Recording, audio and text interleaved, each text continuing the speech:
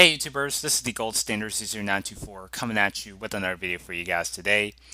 So this is basically going to be a re-review of a particular pay-per-view event that I did many years back.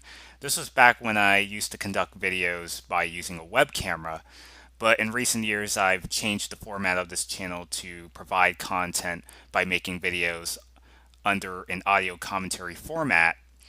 And so that combined with the fact that this month marks the 20th anniversary of this particular pay-per-view, this is going to be a re-review slash retrospective look on WrestleMania 14, a show that really brought WWE back into the mainstream once again. WWE had spent much of the 90s trying to create new stars to represent their company, while the wrestlers that contributed to the original 80s wrestling boom period were all gone from the company that have jumped ship over to the rival competition, most notably being WCW.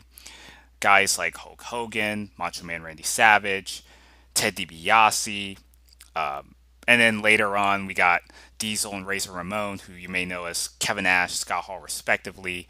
So they would go on to WCW. They would form the NWO with Hulk Hogan.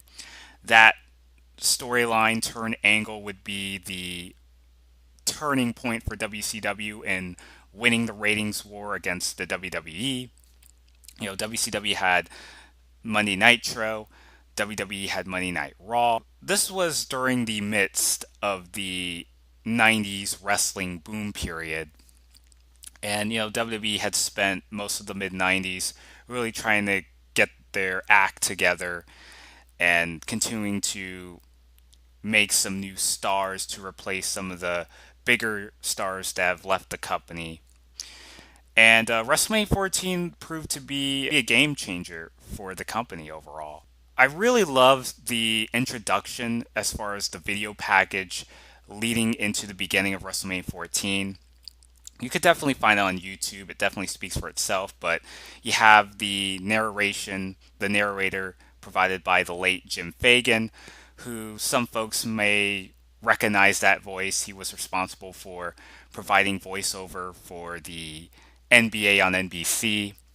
And basically, he would tell a story about these, about WrestleMania and what it represents and how everything just kind of comes together into this one big spectacle event. You could definitely find it on YouTube, but I wouldn't mind just posting it down in the description box below since it definitely really speaks for itself and it really showed just how ambitious as far as WrestleMania 14 is concerned. WrestleMania opened up with a tag team battle royal, and this particular battle royal would be a match to determine who will challenge the tag team champions at the April pay-per-view event, which at the time was Unforgiven.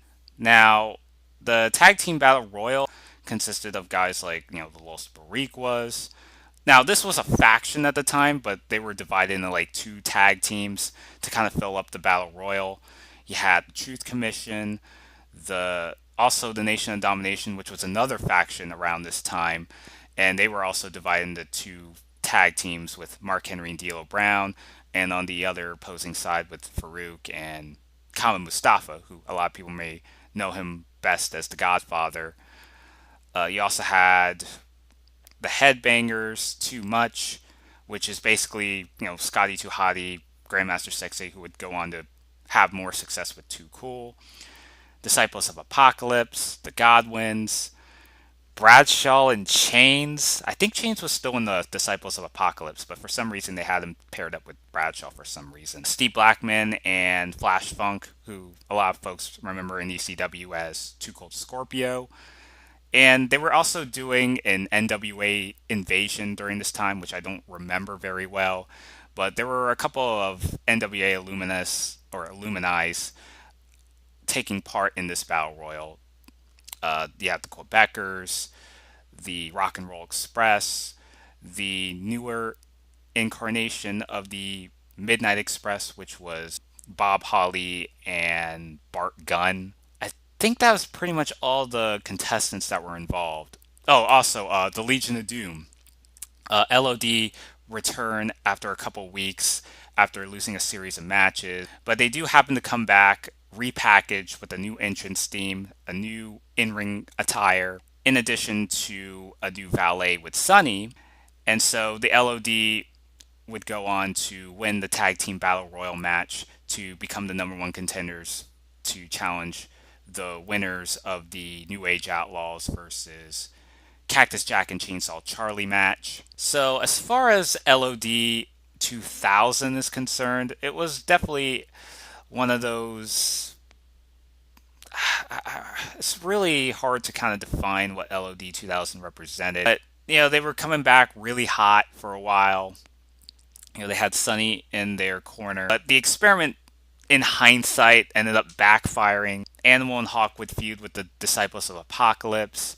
Sunny would quietly disappear from WWE. She would end up getting released by the summer to go to ECW.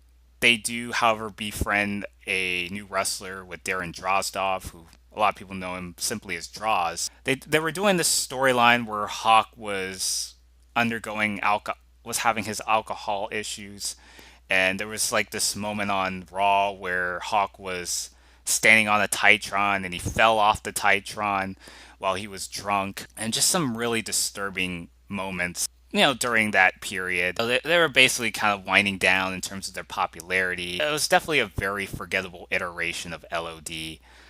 But at the time when WrestleMania 14 took place, they came back pretty hot.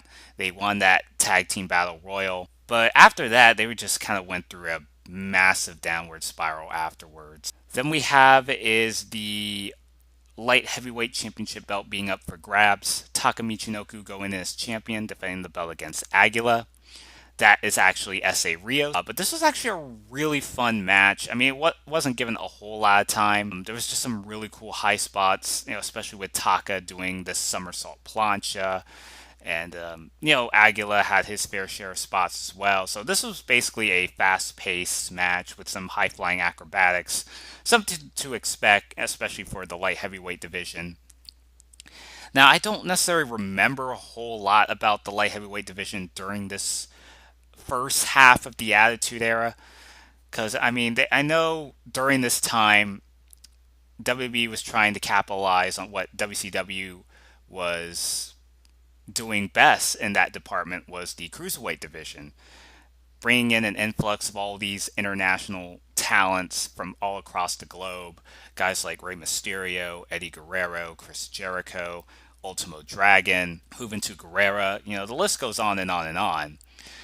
And WWE started taking notice of this and decided to come up with a similar idea by bringing up the light heavyweight division. They did a tournament at the December in Your House where Taka Michinoku would not only win the tournament, but would be crowned the first light heavyweight champion. Now, he would successfully defend the belts against most notably the likes of Pantera, and in this case with WrestleMania 14 against Aguila. Now, it's really hard to remember Taka's title reign during this time. Other than a few title defenses that he had on pay-per-view. But he would go on to feud with Kai and Tai throughout the summer, and only to join Kai and Tai in the process. He would lose the belt to Christian, who was debuting towards the end of '98, and Christian would drop the belt to Gilbert. And then after that, the light heavyweight title wasn't defended afterwards. I believe Gilbert was out of the company during that time, or something happened. The light heavyweight title was just kind of abandoned throughout most of '99, and then Gilbert would lose the belt to, ironically enough, S.A. Rios, who at the time here was known as Aguila. So Gilbert would lose the belt to S.A. Rios in February 2000. I enjoyed this match for what it was, even though it wasn't given a whole lot of time, but it was definitely really enjoyable. There wasn't really a dull moment here. And it's actually very interesting just to see Taka Michinoku just be himself and not play a character where he's just a stereotype or just a sort of a comic relief that you can't take seriously, that you're not going to expect him to win a whole lot of matches on a consistent basis. But yeah, when they first brought Taka in, they were building this division all around him. And it's just kind of a shame that the light heavyweight division just didn't pan out the way that WWE wanted to. But nevertheless, rambling aside, Taka Michinoku managed to defeat Aguila in order to walk out of the match still the light heavyweight champion. Then we get to the European title. Triple H going as the champion, defending the belt against Owen Hart. Now, these two competitors have had a series of matches back and forth throughout the early half of 1998. Triple H won the European title from Shawn Michaels. It was an infamous match during the Christmas edition of Raw where Shawn laid down for Triple H, and Triple H was just basically making a mockery of the Ultimate Warrior and doing like a body splash without, Shawn Michaels laying any offense on Triple H. So Triple H manages to win the European title without any effort whatsoever. He sets his eyes out on Owen Hart. Now, Owen was just a couple months removed from the Montreal Screwjob, where his brother Bret Hart not only lost the WWE title, but under dubious circumstances that is still talked about to this day, Bret Hart leaves the WWE along with British Bulldog and Jim the Anvil Neidhart. Owen Hart, however, stayed. There was a contract that he had where it prevented him from leaving the company and joining along with his family members. Owen Hart came back towards the end of 97. He was feuding with DX. He challenged Shawn Michaels for the WWE title on the last Raw of 97, but unfortunately he did not win the WWE title. So Triple H played a part in costing Owen the match. So this kind of provoked the rivalry amongst the two competitors. So these guys have been just going back and forth. Even during the Royal Rumble, Triple H cost Owen Hart the elimination. Owen Hart at some point won the European title, but then Triple H managed to regain the title in a rematch. So this basically leaves us to a match here at WrestleMania 14. And the twist is that since Sergeant Slaughter, he was the commissioner of the WWE at the time, he's had his beef going on with DX throughout the tail end of 97 going into 98. Slaughter handcuffs China, preventing China from interfering in the match and providing any sort of dirty tactics that will help Triple H win the match. Yeah, this actually was a really fun match. Definitely really enjoyed this part. It's kind of a shame just to see, Owen Hart just kind of, he was just kind of there for the most part. It's very weird to see Owen Hart as this baby face where Owen has been known in the WWE for most of his run as this villainous heel. It's very weird to see Owen Hart as kind of like this good guy, but I get that the story kind of called for it, that Owen's looking to kind of avenge for his family, and he's going to lash out on DX and try to avenge them. Something to that effect, or at least that's kind of how I observe based on the months leading into WrestleMania 14. And unfortunately, that backfired. Owen Hart came up short against Triple H. And I think they had another rubber match at the April In Your House pay-per-view event, which he came up short again. He would join the Nation of Domination. He would turn heel. Triple H would go on to lead D-Generation X and become the hottest babyface faction throughout the remainder of 98. And, basically the DX Nation feud kind of unfolds just as it happened. Owen Hart being on the Nation, Triple H, being the leader at this point. So they kind of flip back and forth between babyface and heel. Chyna manages to break the handcuffs from Sergeant Slaughter. He even threw powder on him. Chyna low blows Owen Hart, allowing Triple H to gain the advantage. Hits Owen with the pedigree, 1, 2, 3 for Triple H to retain the European title. So then we get to the mixed tag team match. We have Mark Mero and Sable teaming up together to take on the artist formerly known as Goldust and Luna Vachon. Goldust had parted ways with Marla, who a lot of folks know her best as Terry Runnels, Goldust's wife at the time. So they parted ways towards the end of 1997. Goldust would take Luna Vachon to be his valet. In addition, he kind of goes through sort of midlife crisis and bills himself as the artist formerly known as Goldust, which is basically a take on the artist formerly known as Prince. So they're in cahoots, and they start up a rivalry between Mark Marrow and Sable. Sable was immensely over at this time and throughout all of 1998. And it definitely really showed if you watch some of these, some of the promos that she's done and how over the crowd was and how invested that they were. And you might as well apply this with pretty much everyone on the main roster at this time. Yeah, Sable was pretty much the it girl of 1998. And she got so over, and this laid the groundwork for Mark Marrow's heel turn and turning on Sable in the process, leading into a program that would take place throughout the summer. But at the time, they were still on good terms. They paired up together to take on Goldust and Luna Vachon. Rest in peace, Luna Vachon. I thought she did a really wonderful job in this match and carrying Sable through this match as well. Sable did this amazing looking powerbomb at the time, which felt like a really huge deal. A pretty good TKO as well, and she helped win the match for her and Mark Marrow. Then we have is a rematch for the Intercontinental title. This is the rematch that they had back at the Royal Rumble. And this is The Rock going in as the Intercontinental Champion, defending the belt against Ken Shamrock. Now, this wasn't necessarily that long of a match. This only lasted under 5 minutes or so. There was actually a video package with The Rock and Jennifer Flowers. Flowers providing the interview and asking The Rock about questions concerning about what would he do if he were to run for president. Some really funny stuff here, and it really showed just how charismatic that The Rock was at this time, and that he was really getting all the way into his rock persona, transitioning out of the Rocky Maivia character where he was just this happy-go-lucky good guy. And once he joins the Nation of Domination, he gets to, just basically be himself. And with all the crowd just completely shitting on Rocky Maivia, it's like, die, Rocky, die. And Rock makes that infamous promo explaining about his actions, about why he did what he did, join the Nation of Domination, and basically using that as a vehicle or laying the groundwork for what would eventually become the Rock character that we know today. And yeah, definitely Rock and Shamrock, which wasn't really that long of a match, like I said. Ken Shamrock did initially have this match won. Shamrock managed to make Rock submit to the ankle lock. The crowd popped. The Nation of Domination, except for Farouk, but D'Lo Brown, Mark Henry, Kama Mustafa, they all come out. Shamrock just fends them all off with belly-to-belly suplexes on each of those three.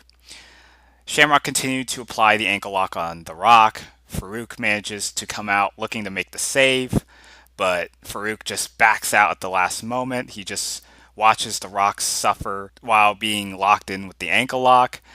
Now, there was a bit of a rift between Rock and Farouk during the early portions of 98. Rock eliminating Farouk in the Royal Rumble, since they were the two of the final four competitors of that Rumble match, but Rock had eliminated Farouk, and there was just a lot of dissension going on between him and, at the time, the leader of the Nation Domination being Farouk. So they've been teaming up together, and a lot of the times there's just some miscommunication, and they end up costing each other the match, or a tag team match whenever they pair up with each other. So this had been boiling for the past 2 to 3 months at this point. And Farouk, who looked like he was going to help out The Rock, but instead he just watches The Rock suffer by, getting locked in with the ankle lock. And then it got to the point where the referees decided to reverse the decision. So therefore, as opposed to Shamrock winning the title, the result of the match gets reversed, and thus The Rock wins the match by disqualification, therefore retaining the Intercontinental title in the process. So this really infuriates Shamrock. He just goes all in a rampage. He continues to attack The Rock, even when he was getting stretchered out of the arena. So there's just some really entertaining moments, even post-match. Just how over that both of these guys were. And, even Ken Shamrock at this time, I mean, he wasn't going to be world champion, especially during this period where you have all these characters bringing a lot of larger-than-life personas. And Shamrock wasn't really, known for his outspokenness, but he's kind of more like that guy that just goes out there and kicks your ass. Not necessarily known for being the best talker in that company, but he was very unique for what he was. I would have loved for him to be the world champion, but it might not have just been this particular period in which he could have easily earned such an opportunity. But yeah, he was still a key important part in the Attitude Era. Yeah, so I definitely really enjoyed this match. And even though it wasn't a long match, but as far as like post-match celebration goes, so that's it did its job and continues to prolong the rivalry between Rock and Shamrock. And they would have like a six-man tag match where by this point Farouk had been kicked out of the nation, so he teams up with Ken Shamrock, Steve Blackman to take on the nation at the April in Your House pay-per-view. So, definitely some really cool stuff that they did. I almost forgot about the King of the Ring encounter, which actually was a really hidden gem of the Rock Shamrock program. So that's basically how that feud ended, where Shamrock won the King of the Ring by defeating the Rock in the finals. Then we have is the dumpster match for the tag team titles. No, not Cactus Jack. But yeah, they do happen to be the challengers. Cactus Jack, Chainsaw Charlie, who a lot of folks remember, mostly associate him as Terry Funk, taking on the champions, the New Age Outlaws. Basically, Billy Gunn and Road Dogg, like the previous year, they were going at it against one another.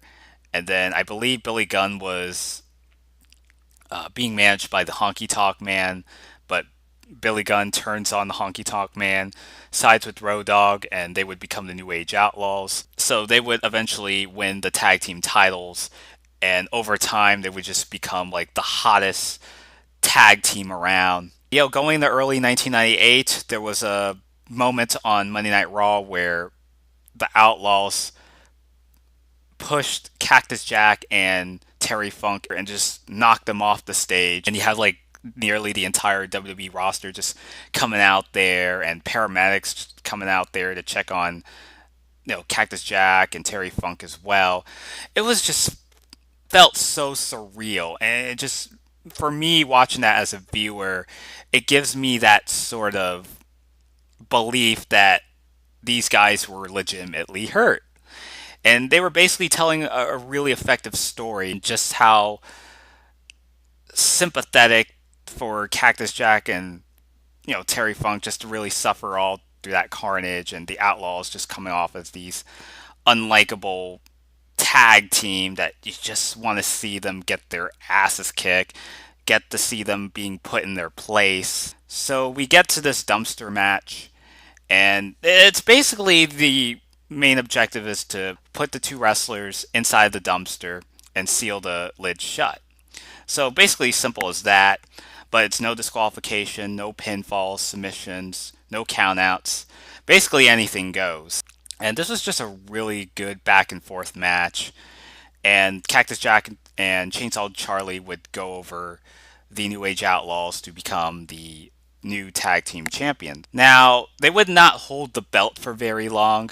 The following Raw after WrestleMania 14, basically there was a sort of situation where even though Cactus and Chainsaw won the match, they didn't put the New Age Outlaws in the right dumpster. Like, it's not that hard to explain, really, but there was a sort of situation in which they ended up vacating the tag team titles, so they had to do a grudge match inside the steel cage to determine the tag team champions. The New Age Outlaws would end up getting their wins back. They regained the tag team title belts thanks to interference from X-Pac, who had just returned from WCW to the WWE earlier that night. And along with Triple H, they would interfere and help the New Age Outlaws regain the tag title belts, thus officially joining D-Generation X. I mean, the dumpster match I definitely really enjoyed. I thought this was just going to be like a nonsensical match. Then we have is the first out of the two doubleheader matches here. It's The Undertaker taking on his brother Kane. I really enjoyed the video packages that they did in the build-up to the Undertaker and Kane rivalry. Now, a little after WrestleMania 13, Paul Bearer comes out on Raw just to tell to the world that the Undertaker, there's a secret that he has, and that eventually it turns out that Paul Bearer reveals to the world that the Undertaker had a brother. And his brother, believed to have been dead throughout all these years, turns out to have been alive this whole time. And his brother, little do we realize that his brother would turn out to be Kane. This would eventually be built throughout most of the spring and the summer of '97. And then we get to Bad Blood, the first ever Hell in a Cell match, Undertaker facing Shawn Michaels. The lights go out. This eerie music hits in the PA. Kane comes out there. Vince McMahon just putting it over. It's like, that's gotta be Kane. And Kane makes his debut, makes his presence known to the world. He costs Undertaker the match. Rather than having Undertaker just outright lash out on Kane, Taker's just very reluctant. He doesn't want to lay a hand on his brother. And so they've been kind of continuing on this conflict throughout the next several months in the build to the Royal Rumble match, where, no, not necessarily like the Royal Rumble match, but the Royal Rumble pay-per-view, where Undertaker is set to take on the champion Shawn Michaels in the casket match. So it looked as though that Kane was helping out the Undertaker, even when he was getting annihilated by Triple H and Shawn Michaels DX. It looked like they were going to be in cahoots. But then comes Royal Rumble time. The casket match takes place, and Kane ends up interfering in the match. He turns on the Undertaker and basically helps the entire roster get him inside the casket. Kane sets the casket on fire. Undertaker disappears off television for a little while. And then, WrestleMania 14 rolls around. Undertaker, in the weeks leading into that pay-per-view, he makes his comeback, makes his presence known. And after all the months of this carnage that's just been taking place, after all the shenanigans, all the debacle that Undertaker has been put through, the final deal has been made. Undertaker takes on Kane, WrestleMania 14. An infamous moment where, Kane would tombstone Pete Rose. And, the crowd just completely popped during that night. And so afterwards, Undertaker comes out there. They have a match. They just go back and forth. Now, a notable feat that was really a big deal at the time was, in all the years that Undertaker had been with the company up to this point, no one was able to kick out the Tombstone Piledriver. And I love the storytelling just behind the match between these two behemoths. Undertaker goes for the first Tombstone Piledriver. Kane kicks out. Taker goes for a second one. Kane kicks out again. And this was back in the day where kicking out of finishing moves was treated as such a huge deal. And barely anyone could survive getting nailed with the tombstone, because once you finish off your opponent, it's automatically game over for your opponent. Whereas nowadays, where you have all these wrestlers just using a finishing move, and 9 times out of 10, they would just keep kicking out, kicking out, and kicking out. Oh, back in the day, it was just such a huge deal. When you kick out a finishing move, it's like, oh my god, I can't believe this happened. It's like no one's ever kicked out of the Tombstone Piledriver. And that's kind of what it was, and really telling a story. And, Undertaker would eventually defeat Kane, despite Kane kicking out at 3, but Undertaker manages to pull one over Kane, even despite the fact that, even Kane looked pretty strong in the loss. And probably the best match that they've had up in this point, because I know they had a series of matches afterwards in the 98 and even a few times in like 99 and 2000, but, those matches just really couldn't live up to the par that their initial encounter. I mean, in terms of like the storytelling, the build-up leading into WrestleMania 14, it just really got me invested into this feud. Now we get into our main event, and this involves the WWF title belt being up for grabs. Mike Tyson coming in to serve as the special outside enforcer. Shawn Michaels defending the belt against the Royal Rumble winner that year being Stone Cold Steve Austin. Now, this would be the first WrestleMania in 2 years that Shawn Michaels competed in. The previous year at WrestleMania 13, he did not wrestle. However, he did, provide guest commentary for the main event involving Undertaker and Sid Vicious. So Shawn spent most of 1997 just been kind of on and off as a professional wrestler. He had his on and off partnership going on with Stone Cold Steve Austin. These two wrestlers that don't seem to coexist as a unit. They're fending off the Hart Foundation. They did, however, win the tag team title belts along the way, and there was a match that they had at King of the Ring, which ended in a double disqualification. After a while, Shawn and Stone Cold had to vacate the tag titles, or at least in this case with Shawn Michaels, he had to take time off while Stone Cold finds a new partner in Dude Love. Michaels, however, returns to be the guest referee for the Undertaker Bret Hart match at SummerSlam. Shawn ends up costing Undertaker the match and allowing Bret Hart to win the WWE title. This plants the seeds for a Shawn Taker bout with a series of matches at the September In Your House pay-per-view, followed up by the infamous first ever Hell in a Cell match in which he ended up going over The Undertaker to earn a title shot against Bret Hart at Survivor Series. Now, we all know what happened after that, with the Montreal Screwjob. Shawn Michaels winning the WWF title under dubious circumstances. Bret Hart vanishes from the WWE along with a majority of his family members. In addition to that, the Royal Rumble, the infamous casket match. Shawn Michaels, while he did, however, retain against The Undertaker, he did also suffer a back injury along the way. Now, this back injury would play a huge part even during the main event, and this would turn out to be the final match for Shawn Michaels in 4 years. Now, on the other side, you also have Stone Cold Steve Austin, because he's also another wrestler that suffered a severe injury in the months leading into WrestleMania. SummerSlam 97, he ends up getting paralyzed after suffering a tombstone piledriver from Owen Hart. While Austin did, however, win the match and the title belt, unfortunately, he was unable to compete in a wrestling ring for the next several months. And it looked like at the time that this could potentially have been the end for Stone Cold's wrestling career. However, he did manage to pull through. He ends up returning to the ring by the end of 97, had his fiasco with Owen Hart and The Rock. Stone Cold moves on to the Royal Rumble, vacating the IC title, and he would go on to win the 98 Royal Rumble that year.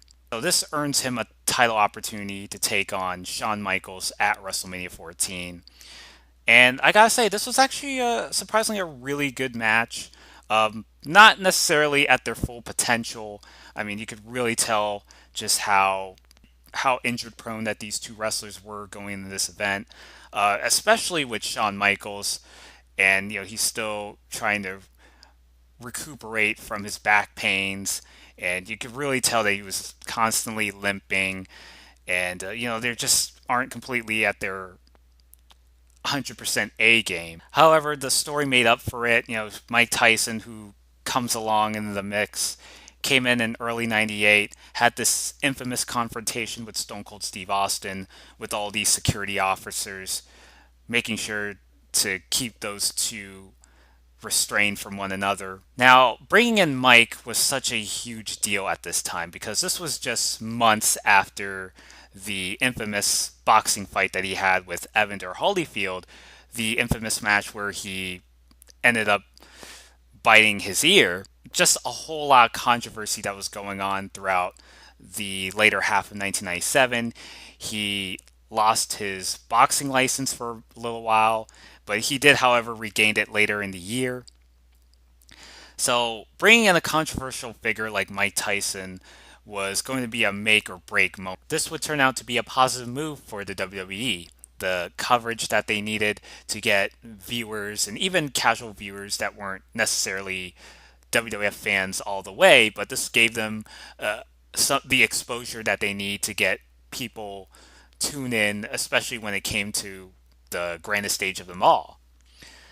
So Mike Tyson joins DX at some point, and he would serve as the outside enforcer for the match.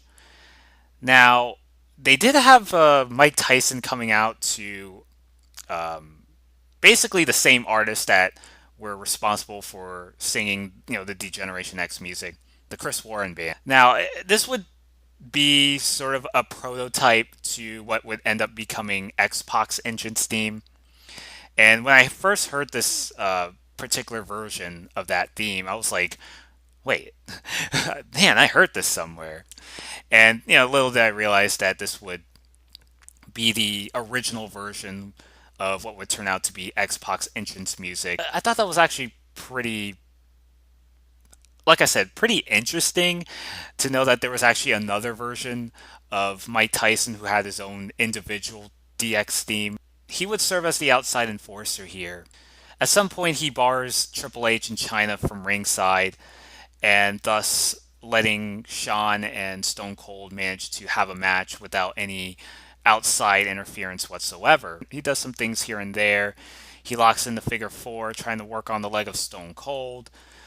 Stone Cold manages to make the comeback, and these guys are just doing all they can to wear each other down. At the end of the match, Shawn Michaels tries to go for a Sweet Chin Music. Austin reverses Stone Cold Stunner.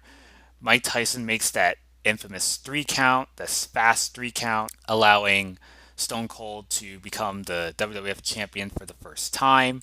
Crowd pops. JR just puts it over on commentary. It's like the Austin era has begun. Shawn Michaels confronts with Mike Tyson, and they have a bit of a riff amongst the two. Shawn looks to go for a sucker punch, but Mike Tyson retaliates, delivering a sucker punch of his own to Shawn Michaels, and thus the show ended with Tyson and Austin both celebrating at the end. Now, yeah, I thought this was actually a really good match. Maybe not the greatest main event matches when it comes to WrestleManias throughout the years, but this was definitely a match that did its job and really passing the torch over to Stone Cold, who had been clearly the guy even in the 2 years that he had been in the company at this point. But by the time you get to like the later half of 97 going into 98, it was pretty clear that Stone Cold was going to be the next top guy that would help reel in viewership for the WWE and help contribute to the resurgence, the renaissance of the company moving forward. So I thought this match really did its job. There were some portions of the match that may be a bit dull in some areas, but for the most part, I definitely really enjoyed this match. And Stone Cold managed to defeat Shawn Michaels in the middle of the ring, no shenanigans whatsoever. Mike Tyson did, despite the fact that he made a fast count, Stone Cold managed to defy the odds and wins the WWF World Title for the first time.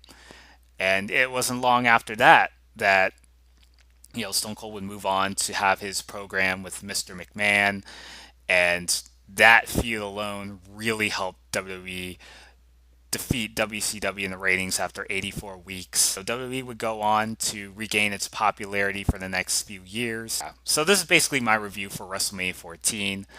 Leave down your comments in the comment section below. Tell me what were some of your favorite matches, favorite moments. Thank you all guys for watching. Till next time, this is the Gold Standard Caesar 924 signing out.